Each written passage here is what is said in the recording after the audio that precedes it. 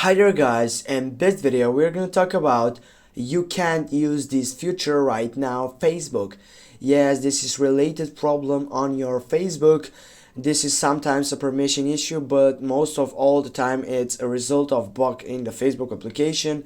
At the moment you can get error because you're at your limit in terms of how much you can get perform certain action on application. For example, if you try to logging too many times, it may gives you that error. First thing what you need to do to get out from this problem, you need to go on your right upper side by clicking on the three dots.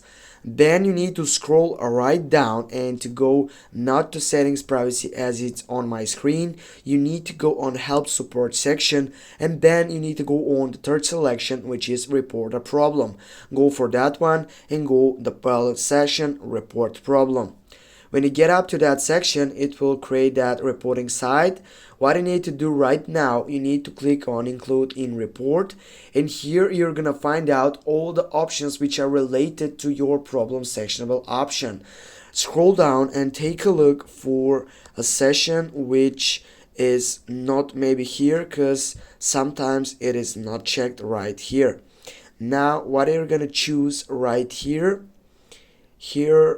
we're gonna get up into the section which is probably by getting through more, or just as we know that you have that other option. Now get back, don't include in report, maybe it will shows up right over here. If it doesn't shows you an option which says other or more, you need to go up and go to the section which is profile. When you get up into your profile here, you need to add a screenshot of that section which says you can't use this feature right now. This is so important to have that screenshot. This is like an evidence to get up to the supporting team on Facebook to get easier to your problem. Here on describing issue, you're gonna type just you can't use this future message. It shows up into my option, just type it. Go on the settings side by sending to the supporting team on Facebook, and then you need to wait 24 hours to get notified from the supporting team of Facebook to get sure that this problem is resolved.